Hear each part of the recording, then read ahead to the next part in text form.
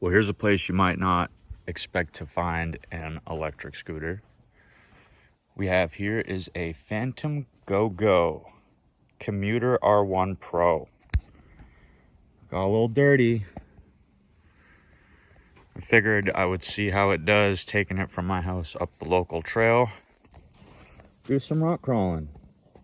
One of the excellent features, this was a recent marketplace find.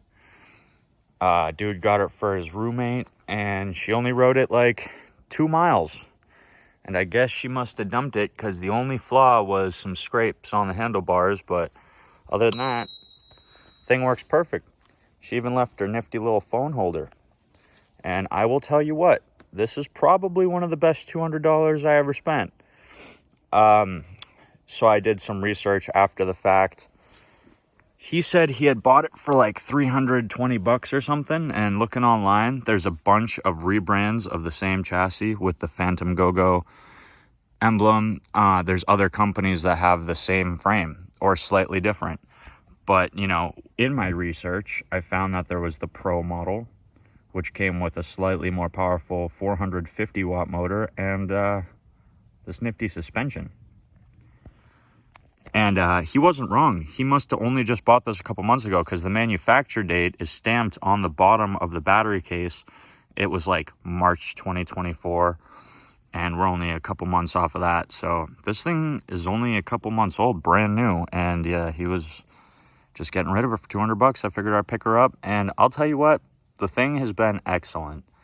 You know, people said the range was lackluster. I have yet to max this thing out. I've only ever taken it a couple, maybe 3 miles out at a time. But every single time, I've only ever got the battery dial to drop down 1. I have noticed there are a couple different versions of these scooters, and they have different displays. This one is just a couple lights that shows your battery voltage, nothing too fancy. I mean, double click for the headlight, which is pretty damn bright considering it's the middle of the day and it's absolutely gorgeous out. But we're gonna shut her down for now. I have never taken it on a trail like this, and it's not that rough here. For the most part, coming through there, it's all pretty smooth, but you can see some of my tire lines just there. It's a little wet out. We've had rain the past couple days, and she hasn't got the torque to spin the tires, but when you're on some of them side hills back where it gets a little wet back there, the rear end likes to scoot down hills. I did try to find some relatively rough terrain. I know up this hill, there's a big wet puddle right there. It starts climbing and it gets pretty rough up that way. So I think that's where we're gonna take the crawler. But the scooter did great getting out here, you know, 15 miles an hour. And it feels a lot faster when you're going through the woods, I'll tell you what. But it's got to be legal, and I guess in some states 15.5 miles an hour is the cutoff for an electric scooter versus like a moped, which is more watts, more power, usually 20-25 miles an hour, 30 miles an hour. I haven't seen anyone modify this. There's one PhantomGoGo put a video out, and they had one with a bunch of batteries strapped on the deck and another motor controller wired in, hanging off the side. And to be honest, this motor is rated for 500 watts. I think the controller is only pushing like 450. Maybe I could jam another controller in there and push it 650 and it might be all right. But I'm new to all this stuff, man. I just got this and started delving into the research. I come from RC cars. You got a brushless motor and an ESC and a receiver. This isn't much different. You got a brushless motor, a controller, your ESC, a battery, and your receiver or your throttle. So I could figure it out. There's a lot more wiring. There's control wires. There's sensor wires.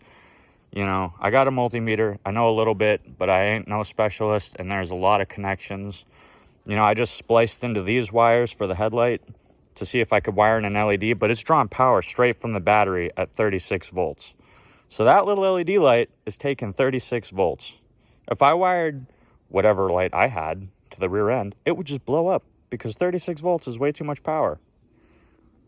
I mean, you know, for a LED brake light. For getting around here, you know, it's all right, honestly. There's a pretty big steep hill. It's like a maybe 10-foot berm. I want to say maybe 40 degrees. And I built up a little speed and it climbed up it. I mean, it didn't stall out on me. So she kept climbing to the top. She struggled a little, but look what it's dealing with. It's not meant for this. It's not meant to push through soft sand. I mean, like I said, it's a little wet out, but this is some pretty soft stuff. I guess I'll get into some rock crawling. I got an SCX24 and a TRX4 pretty heavily modded, and I will give you guys some clips of that. We'll get back to the scooter on the ride back. I might stick you on the phone mount and try and get a little video riding through this trail for you, see how she does.